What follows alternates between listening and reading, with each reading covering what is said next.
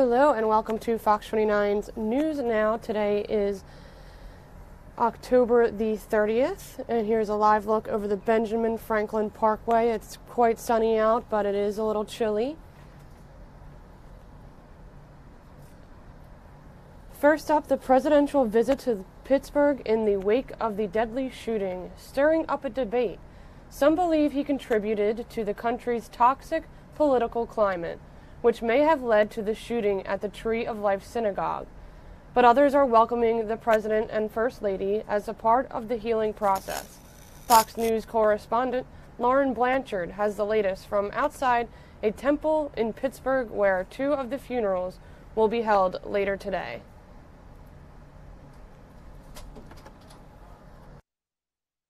The president says he and the First Lady are planning to meet with first responders and those injured in Saturday's shooting. His daughter Ivanka and son-in-law Jared Kushner, who are Jewish, also planning to make the trip, as we're learning more about funerals for the victims. 4 of the 11 people killed in Saturday's synagogue shooting are being laid to rest today. 66-year-old Dr. Jerry Rabinowitz, 71-year-old Daniel Stein, and brothers 59-year-old Cecil Rosenthal and 54-year-old David Rosenthal. The burials coming a day after suspected gunman Robert Bowers made his first court appearance. He's charged with multiple state and federal charges and is being held without bail. The President and First Lady will travel to Pennsylvania to express the support of the American people and grieve with the Pittsburgh community. But the President's visit is being met with opposition. We have no use for him. I think it's part of his program to instigate his base.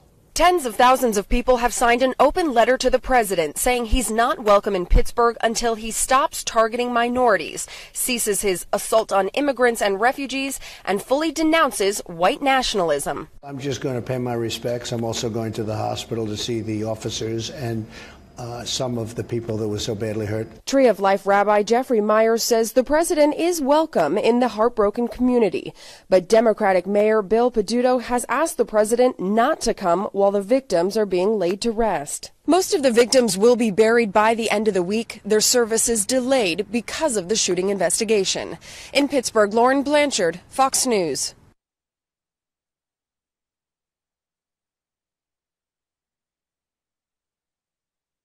Again, today marks 3 days since the deadly shooting at the Pittsburgh Synagogue, and the shooter could face the death penalty. This morning, attorney Fred T.C. was at Fox 29 Good Day to talk more about the website Gab as it relates to the issues of the First Amendment.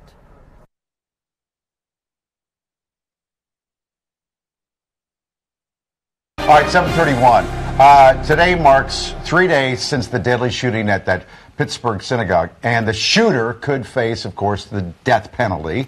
Robert Bowers was brought into the courtroom yesterday in a wheelchair. Dave Klug drew these sketches. Witnesses say he showed no emotion, a far cry from the fiery anti-Semitic posts that investigators say he made on the website. It's called Gab, which is now offline because no internet service providers will host it. Some people call Gab an alternative to Twitter and things like that. Well, Fred Tisi is here, attorney. So let's go to the courtroom. I don't think big surprises on the charges or anything like that, right? No, he's going to be charged with a hate crime. He's going to be charged with a death penalty. Not unlike Dylan Roof, the kid who shot up the church in South Carolina. Yeah. You know, we've put the federal government's put people to death. They put the Oklahoma City bomber to death. They've actually executed 3 people. This guy, in my opinion, cannot be executed quickly enough. But Pennsylvania was the last time we executed.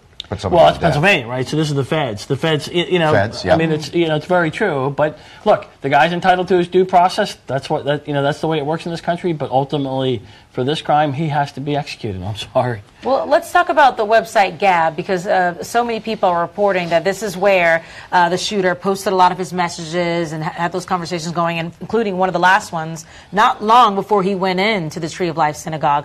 It started here in Philadelphia? I've heard that. I've heard people say that it started in Philadelphia. I haven't seen that confirmed one way or the other.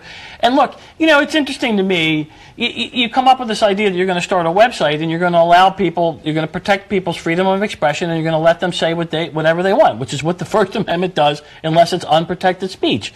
And unfortunately, it just cratered into this horrible platform of hatred. And so it's inappropriate. For people who don't know that, so it's kind of like a website where you can post like a chat room kind of thing? You want. You can post whatever you want, irrespective of how vile, irrespective of how offensive, how horrible.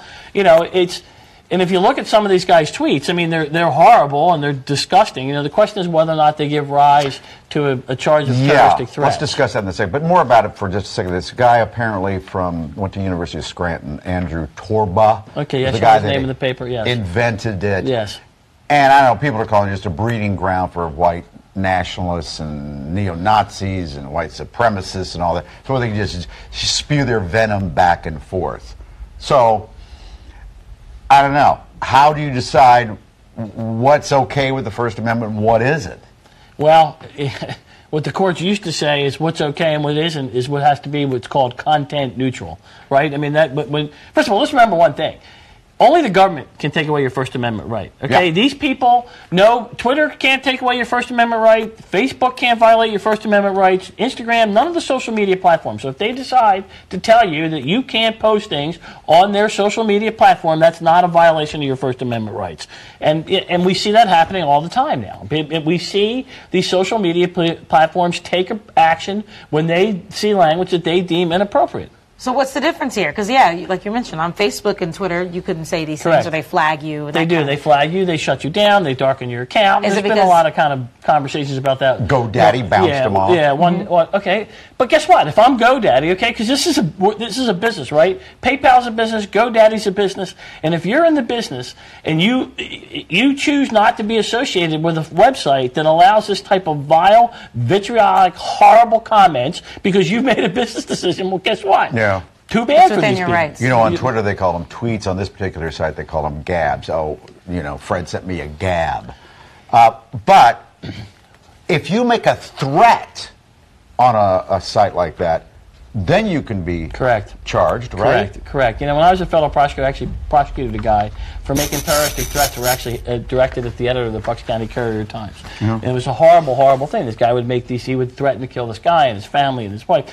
And so for terroristic threats, in order to prosecute for them, they've got to be something concrete. It's got to be directed at something. Well, this jerk posted some just before he went into the synagogue and says, you know, I'm going in. He says, screw your optics, I'm going in. Yeah, and could that be prosecuted? You know what? That's getting real close. If I was a prosecutor, I'd prosecute. Given how horrible this crime is, if I was a prosecutor, I would have prosecuted. You know, but Mike, it begs one other question.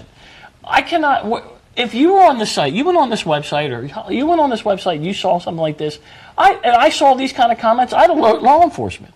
You mean to tell me nobody saw this guy's horrible things? Said the same thing on Sunday. Saw horrible things.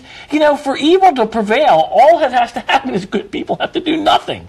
And so it's just this guy's comments are terrible. They're despicable. Someone should have raised their hand and said something. Of course, I was never on Gab, so I didn't see them. Thank goodness. But if I did, I should call law enforcement. Alert law enforcement. Alert your local police force. I mean, alert the FBI. Do something. Let them ultimately make the decision that there's not something there. And look, again, what this guy did was terrible. It was horrible. This guy's a sick, twisted, evil person. All right, and it's not our job to kind of police them, but by the same token, it is our job to kind of take reasonable steps to protect people. Well, if this thing was developed over on Market Street here in Philadelphia, this Gab. Hey, Ryan, do you mind putting that statement back up again? This guy, Andrew Torba, I don't know where he lives now, but apparently he moved to Philadelphia from Scranton at one point. Okay, just a second. Because I just wanted to see and hear what he had to say. So this is it. If you were to log on to Gab.com now, you would see this lengthy message from their CEO, Andrew. It reads in part, 80% of normal, everyday people agree with Gab. Jeez. And support free expression and liberty. The online outrage mob and mainstream media spin machine are the minority opinion. People are waking up, so please keep pointing the finger at a social network instead of pointing the finger at the alleged shooter who holds sole responsibility for his actions, no platform. It goes on to say, it's not our fault. Look, let me tell you something, and don't light up my Twitter account with this. He's right in that people do respect the First Amendment, okay? But you know what, Mr. Turbo, or whatever your name is, discretion's the better part of valor, all right? And when you have people on your website, if you want to protect the First Amendment, if you want to make sure that we have the right to keep speaking freely, then you darn well better take steps to make sure that people like this don't get a platform, because I'm sorry. I mean, the First Amendment, I'll die to protect the First Amendment, okay? And sooner or later, they're going to come to speech that some of us all believe in that ultimately will get taken away. But you know what? With the First Amendment, with being a U.S. citizen comes rights and responsibilities. Okay? And your responsibility is to stop this kind of stuff. Mm-hmm. Inciting each other. Correct. Fred, thank you. Thanks for having me.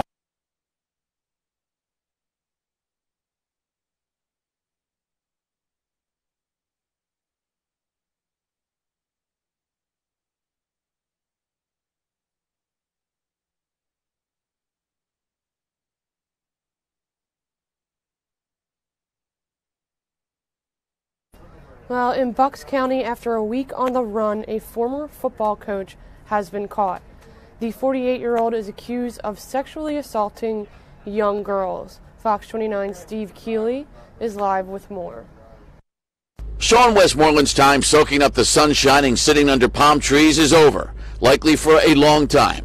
The U.S. Marshals Fugitive Task Force emailed this picture postcard to Bucks County authorities last night, who were delighted to see the 48-year-old accused child rapist back in handcuffs, and soon back here in Bucks County, where the weather is colder than Daytona Beach, Florida, where they found him, and the accommodations not so sunny, as he won't need those sunglasses propped up on his head. The Bucks County judge learned that $300,000 bail originally set obviously was not high enough for Westmoreland. His bail is revoked, and so is his freedom, and his trial for raping young girls while a football coach of the Ben Salem Ramblers midget football team can now be rescheduled. And it's always hard to hide those neck and face tattoos that fugitives always seem to have and likely didn't think ahead when they got them, because a turtleneck likely would have looked very suspicious on Daytona Beach, too, if he got one of those instead of that American Eagle shirt he was found wearing. In Doylestown, Steve Keeley, Fox 29 News. Back to you.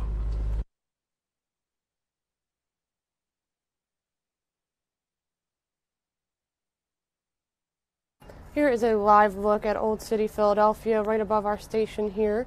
Today is a nice sunny day, standing at 58 degrees, a nice fall day. The low is expected to go down to 42 degrees, and winds at 15 miles per hour. Here's a look at the 7-day forecast. For Halloween tomorrow, temperatures are a lot warmer at 67 degrees and a low of 57. So our temperatures spike up for that nice Halloween holiday. So our trick-or-treaters should have a nice day to go out.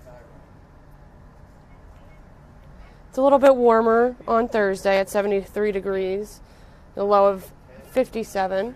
And then some rain is expected later in the weekend, Friday, and possibly Sunday or Saturday as well. And remember, the clocks do go back this weekend, so set your clocks back 1 hour because it is daylight savings.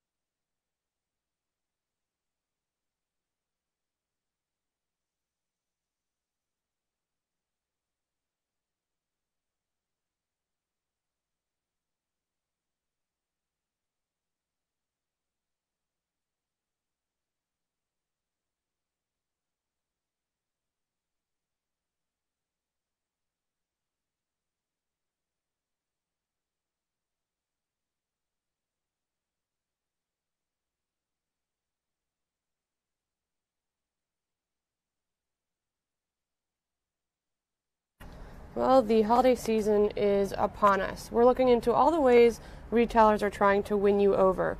Financial expert Dan Ricardo stopped by Good Day, Philadelphia. This was yesterday to tell us more.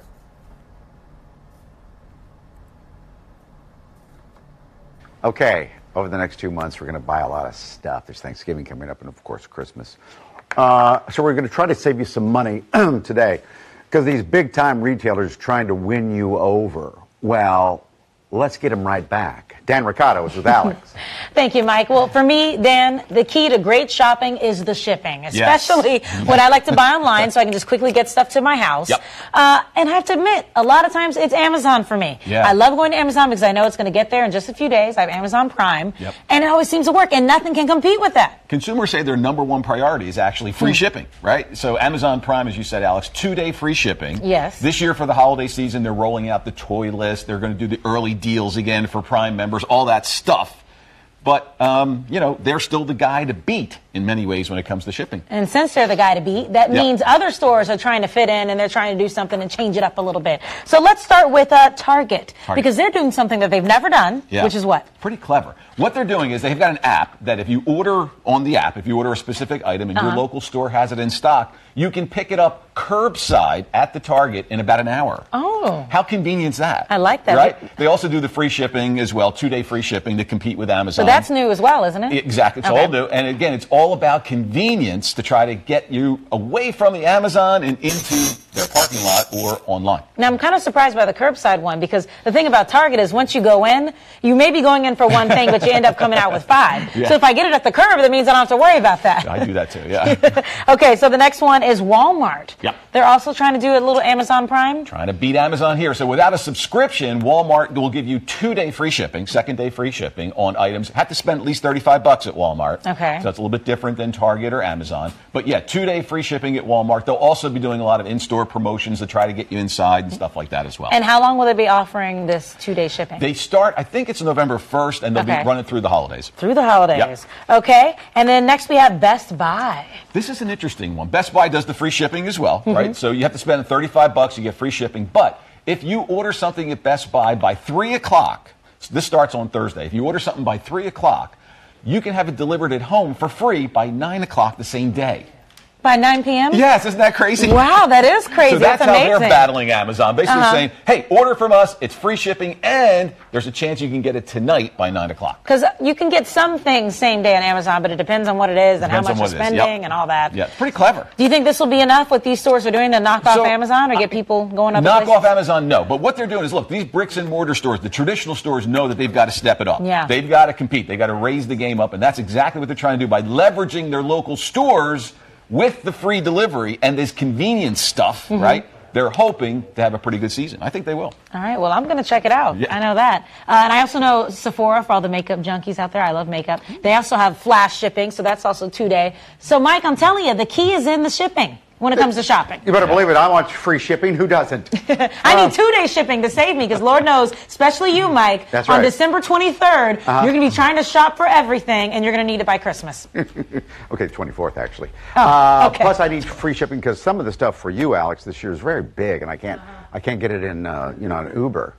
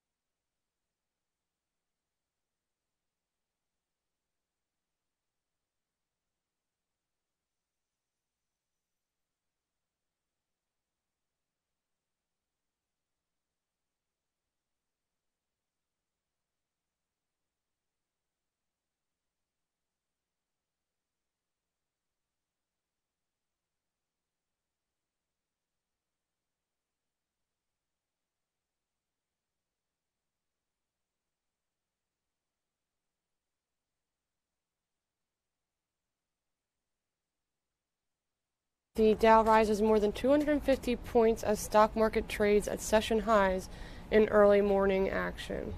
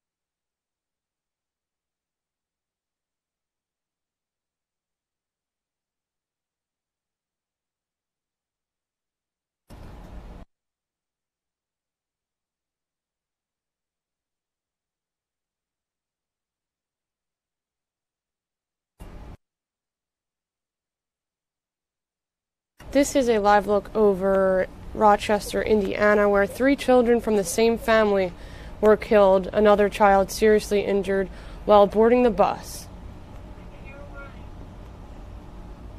This happened early this morning, around 7:15 a.m. near the 4600 block of North State Road 25. Indiana State Police say the bus driver put the stop arm down and the 4 children were boarding the bus when a truck going the opposite direction hit them. 3 children died at the scene, according to the ISP sergeant, Tony Slocum.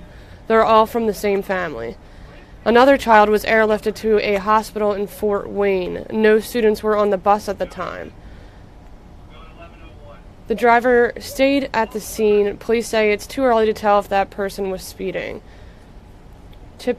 Tippecanoe Valley School Corporation released the following statement.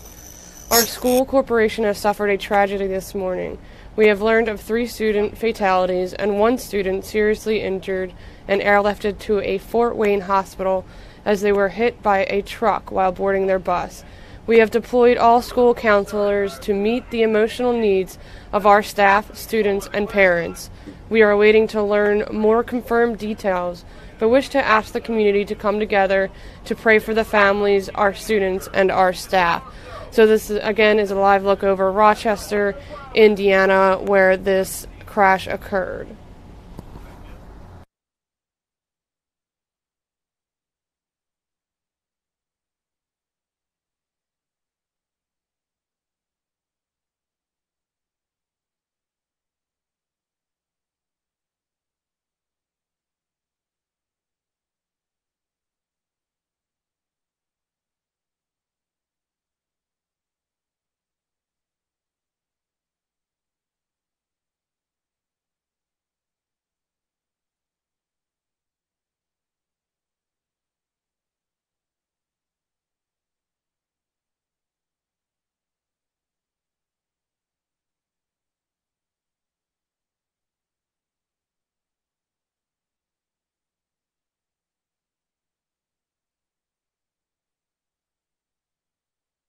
Follow us on fox29.com Twitter and Facebook as well for the latest updates on that accident.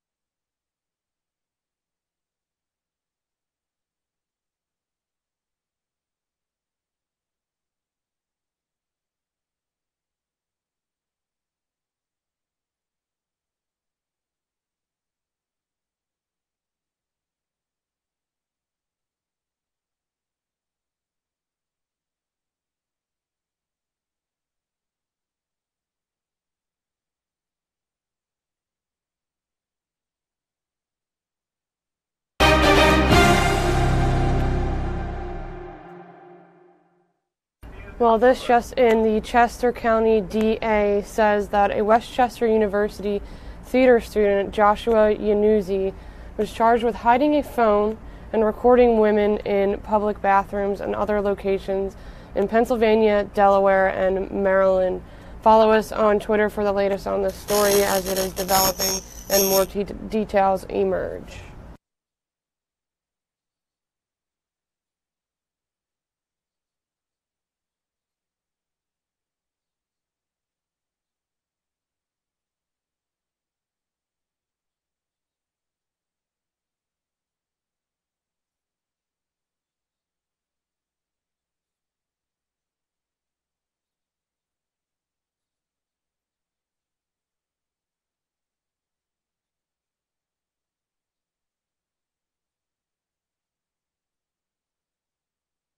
And now over to Vice President Mike Pence. He's headlining Politico Playbook interview on policy, politics, and the midterms. This is at the Astor Ballroom at the St. Regis Hotel. This is live right now. Let's tune in and hear what he has to say. Force, which has drawn some skeptics on both sides of the aisle, so you'll have your work cut out for you there. What's the argument that you need a new Space Force and you can't do it within existing structures within the government already? Well, Space Force is part of the president's vision for really reinvigorating American leadership in space. And so I would say, Jake and Anna, first thing is to understand, when we were on the campaign trail 2 years ago, the president asked me if I'd be willing, if I was elected vice president, to chair a newly reconstituted National Space Council. If you remember in history, up until about 25 years ago, the vice president chaired the National Space Council and oversaw space policy. I jumped at the chance. You're talking to somebody who, Karen and I took our kids when they were little to Cape Canaveral for vacation, just so we could go see the rockets. When I was in the Congress, I served for a time on the NASA subcommittee of the Science Committee and attended several launches with some of our most noteworthy astronauts. I'll always count it a great privilege that I was at a shuttle launch with Neil Armstrong and my daughter Charlotte.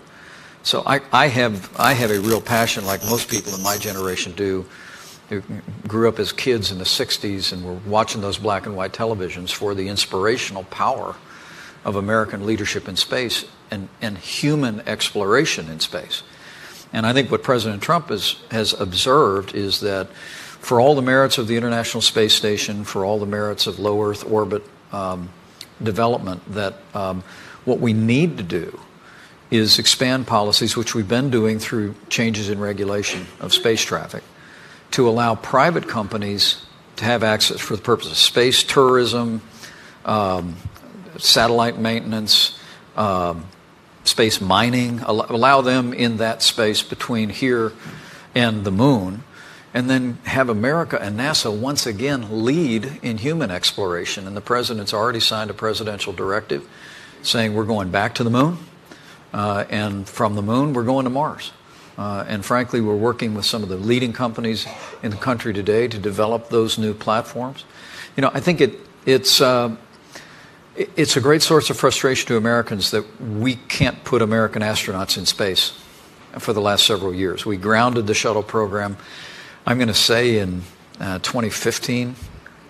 And the idea was we were going to come up with a new platform pretty quickly. We just didn't do that. So now we hitch a ride with the Russians.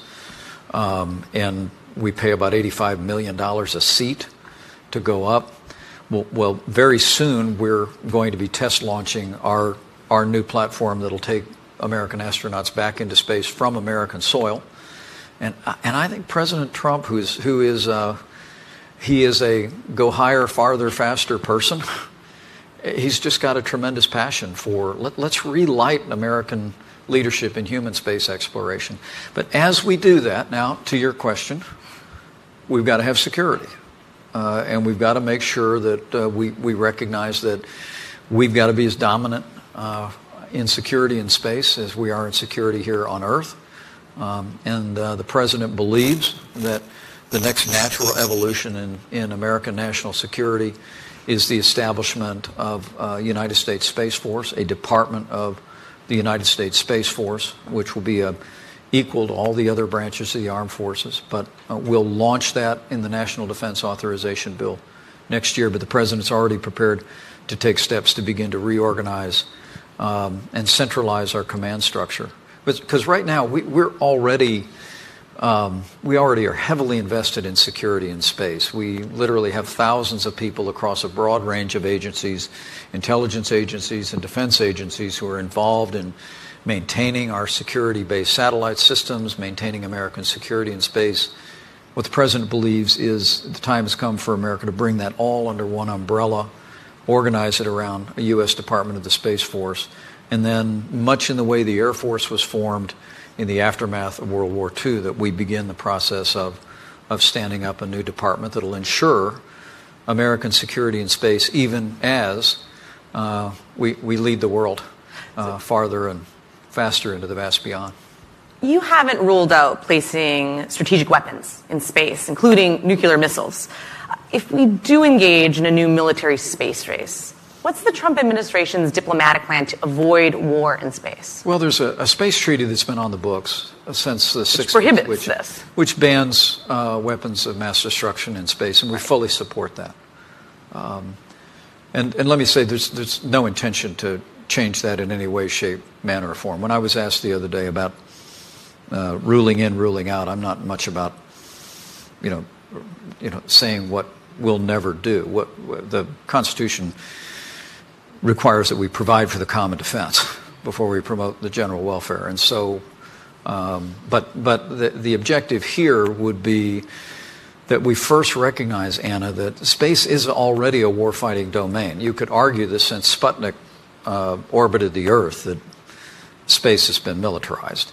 And frankly, all of our military systems today, and frankly that of our competitors and potential adversaries around the world, are all directly linked to our satellite technologies today. And so protecting those satellites, having the ability to secure them, to ensure that we have those technologies sufficiently hardened and protected, and that we also have offensive capabilities in space, has got to be critical to what we do. And frankly, just so everybody knows, our other nations of the world are already doing this. China recently tested a space-based missile that took out one of their satellites to demonstrate, presumably, that they could do it. Other countries are testing new satellite systems that have the ability to move close to and in proximity of other satellites with disruptive intent, presumably.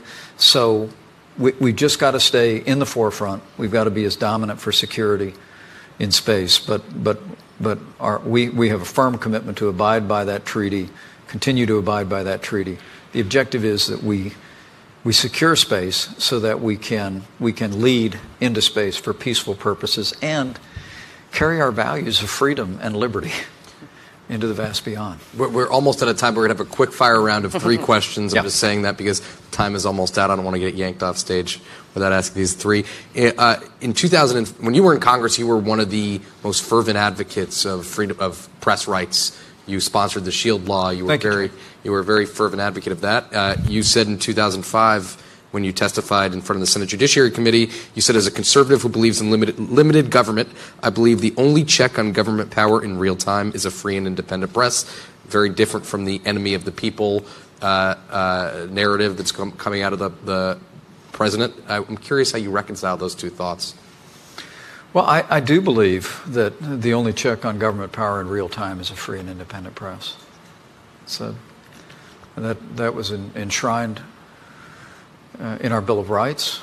It was at the core of the American founding, and it's a core American principle. And let me say, President Trump believes that as well. He does. Unquestionably. This is a president who believes in freedom of the press. This is a president who, part of his career was in the media. And he has great respect for the role that the press plays. The president's complaint, and it's often mischaracterized, not by you, either one, but it's the president says fake news is the problem. Not news, but things that are projected, things that are articulated, that are knowingly false or with reckless disregard for the truth, that end up creating wrong impressions to people. And I think that's, look, the president has the right to express himself about the media just every bit as much as the media has the right to express themselves. But calling on members of the press to be more careful. I mean, we all aspire for, I know Politico does, aspires to objectivity. We put the facts out, let people know what's happening. The editorial page will be the editorial page, but frankly, too often we see editorials making their way onto the front page and they're not really listed as editorials. Frankly, you see headlines like we saw over this weekend that when the man sending the threats and the devices in the mail, threatening public figures around the country, was captured, the headline in one major newspaper didn't read, bomb threat perpetrator captured. It actually made a reference to President Trump in the headline, because this individual, in some respect, associated himself or was allegedly a supporter of ours. Now, the president's no more responsible for this person's criminal behavior than Bernie Sanders was responsible for the man who opened fire on a Republican baseball team. And frankly, that to me was an example of the media going too far and going into creating an association instead of just reporting the straight facts.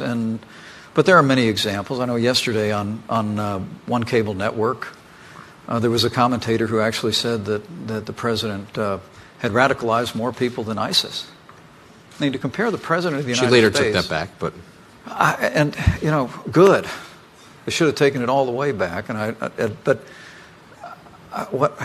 maybe they did. But I mean, that kind of commentary going unchecked in real time does not serve the public interest. And so, absolutely, President Trump and I are deeply committed to a free and independent press. We also are committed to the freedom of speech and the ability of public men and women to call out the press when we think that they're not calling it straight. All right, 2 out of 3 questions. The president seems pretty firm on having a fight over the border wall in December. Can you project for us what that might look like? Are we looking at a shutdown, as both Jake and I have been kind of thinking? Well, the 2 words the president most often uses are "we'll see." Should we cancel our holiday plans? Look, this is...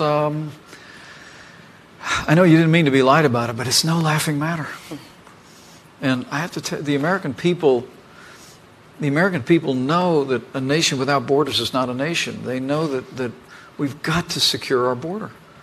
Part of that is building a wall, having a physical barrier. Another part of that is making sure that our border agents have the resources and support that they need. Another part of that is reforming the laws and ending catch and release, changing the laws and considering changes like those we were talking about earlier. It also means internal enforcement. It also, it also means changing the laws in the marketplace so that companies can't profit so openly by having people who come into this country in violation of the law. We've got to fix a broken immigration system, but the president really does believe that it all begins with border security first.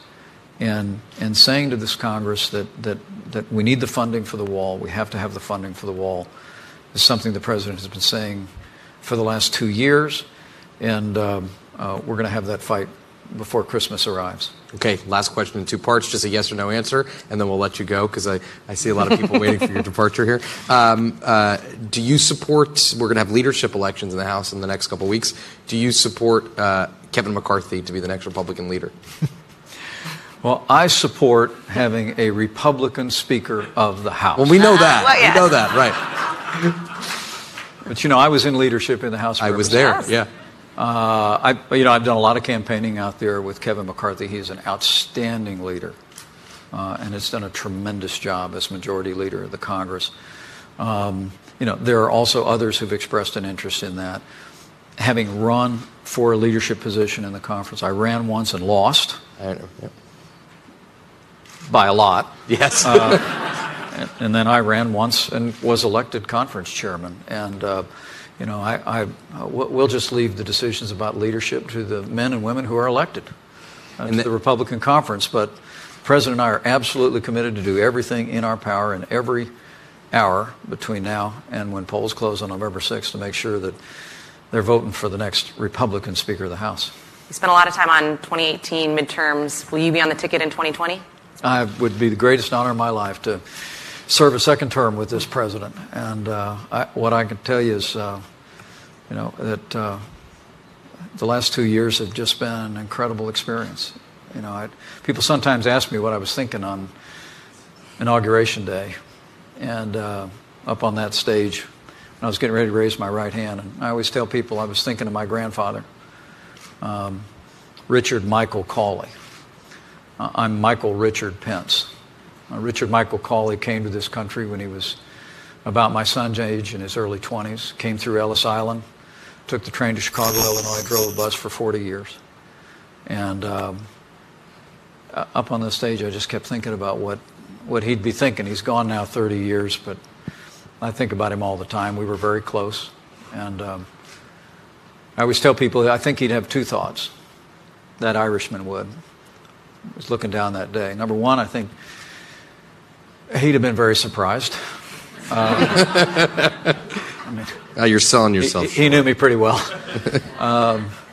But the last thing is, I would say, I think my grandfather would have been looking down from glory thinking he was right. Not about me, but about this country. I mean, he left everything he loved. He left the family behind, took a one-way ticket on a boat across the Atlantic, because as a legend in my family says, his mother said to him, "You need to go to America because there's a future there for you." And to think that his grandson and his namesake, in just the span of a generation, would be standing on a platform being sworn in as the 48th Vice President of the United States it's a tribute to him, and all the rest of it is a tribute to the fact that this is a great country, and we will make America great again. So. All right. Well, thank you so much, Mr. Vice President. We appreciate you taking the time today. A special thank you to Lockheed Martin for their support, for making this Playbook interview possible. And thank you to all of you who joined us in the audience and those on the live stream. Be sure to look at Playbook for updates, and 7 days. We'll see what happens. Thank you so much. Thanks so much.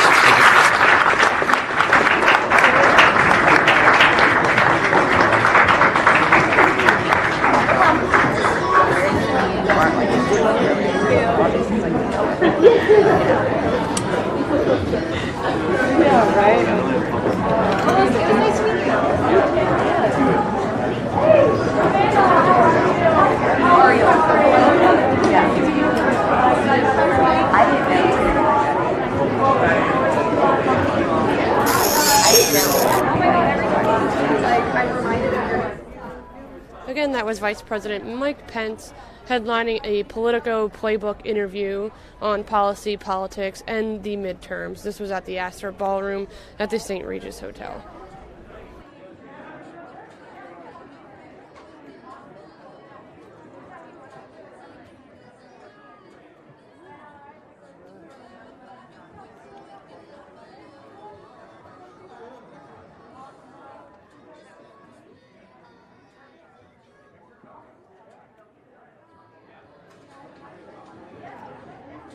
So as we said earlier, a Westchester University student has been arrested for allegedly recording women in restrooms. This is a picture of Joshua Yanuzzi, who's 24, and he's accused of hiding his phone and recording women in public restrooms.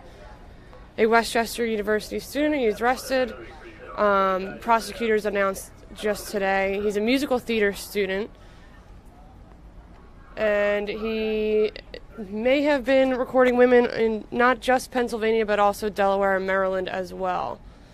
Prosecutors say there are over 20 identified female victims and potentially more who have yet to be identified.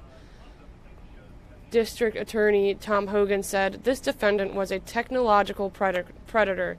Using his ties in the theater community, he specifically targeted certain young women for hidden recordings in private places, all for his own sexual gratification. The victims and the entire theater community have been betrayed. Prosecutors say Yanuzzi specifically targeted young women he knew through performances or other activities. He would allegedly hide his iPhone inside a bathroom and surreptitiously record women in various states of nudity, engaging in this conduct more than 50 times over the past 2 years. He also allegedly posted one of his illegal recordings of a victim online.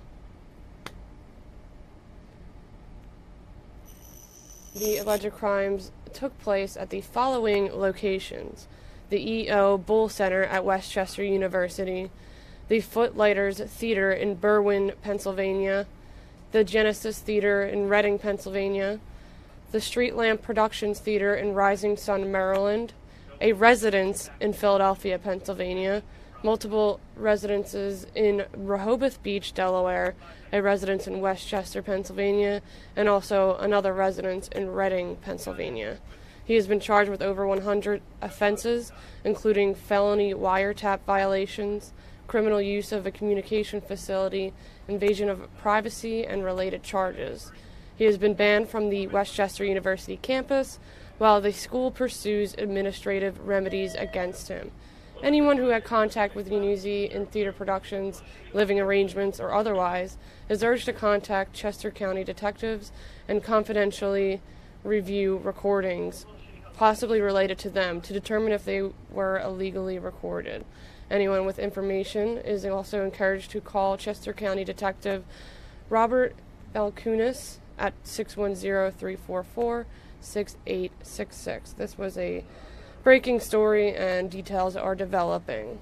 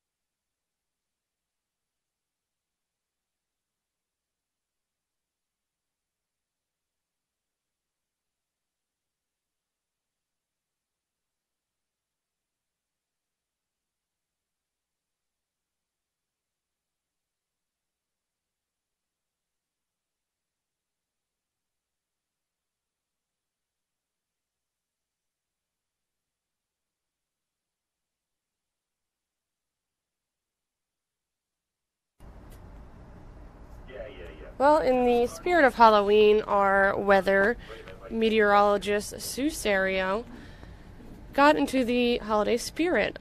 This makeup was done by her own niece, Morgan Serio, and you can email her if interested at m00ge713@gmail.com. She does all these special effects. It's really cool. Her Instagram handle is Morgan SFX, no spaces. You can check out more of her makeup, but this was truly amazing, and our own Sue Serio got to try it out.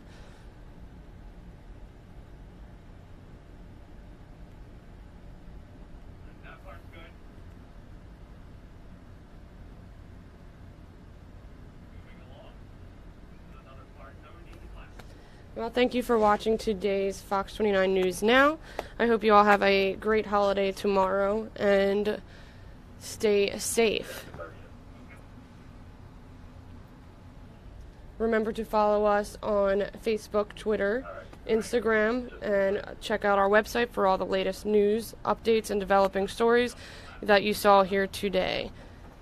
You can tune in again tomorrow at around 10 a.m. and make sure to watch our broadcast tonight at 5.